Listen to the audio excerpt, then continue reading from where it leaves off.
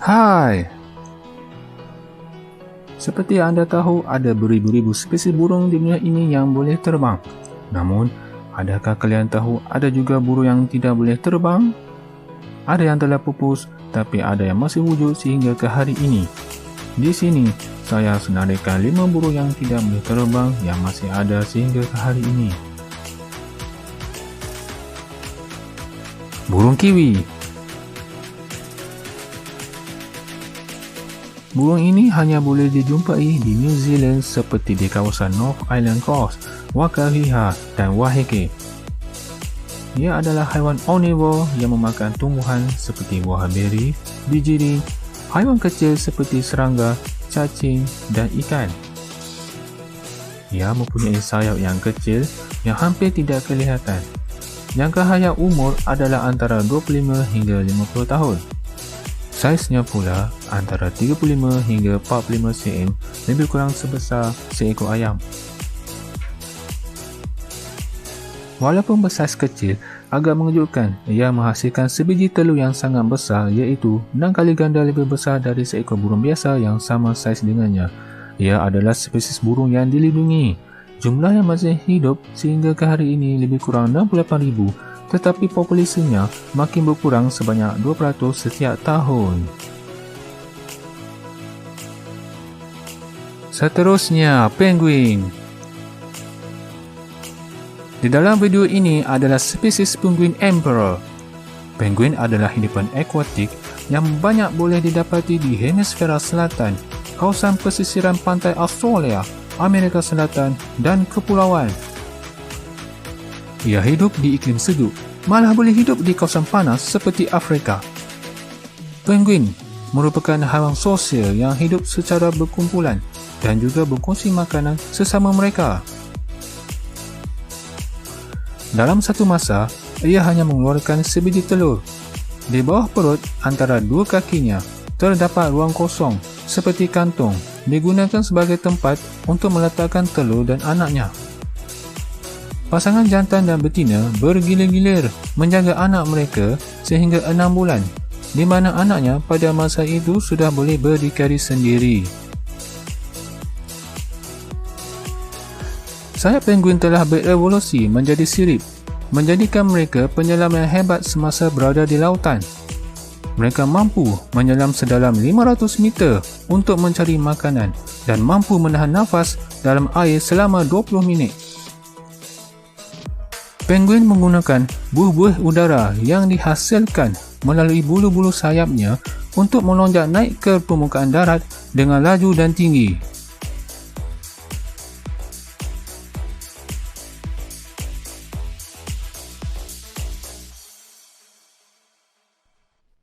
Burung wika.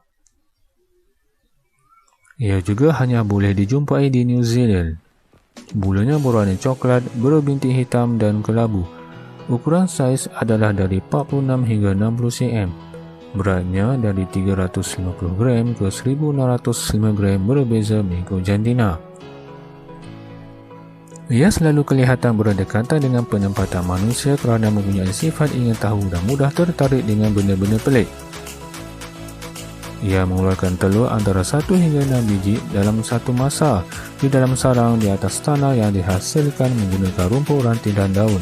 Bentuk sarangnya seakan-akan seperti mangkuk. Burung wika adalah tergolong dalam kategori haiwan yang dilindungi.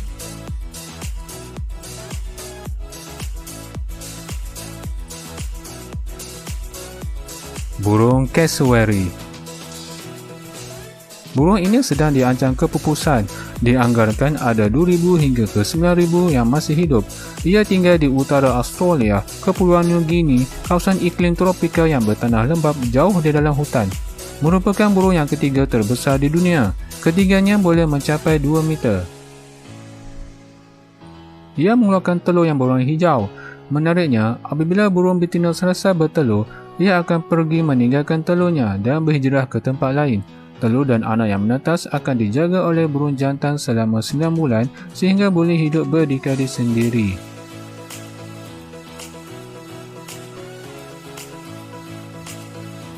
Ia juga digelar burung yang paling berbahaya di dunia. Ia sentiasa mempunyai sifat berjaga-jaga dan waspada terhadap persekitaran di sekelilingnya. Jika diprovokasi, ia akan menyerang menggunakan cakaranku kakinya sepanjang 10 cm yang mampu menyebabkan kecederaan yang serius yang kadang-kadang boleh menyebabkan kehilangan nyawa.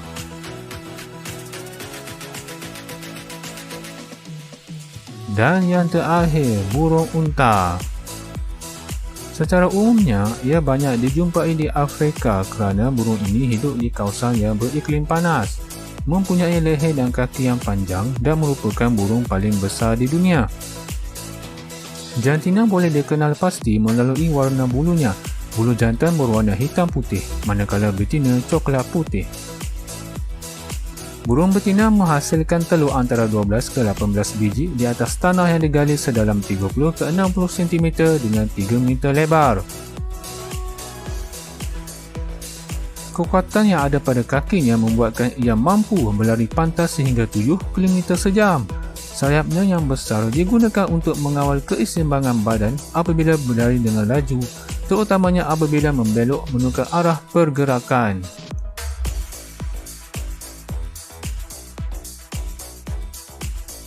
Sekian sahaja dari saya dan jangan lupa subscribe untuk melihat video-video yang akan datang.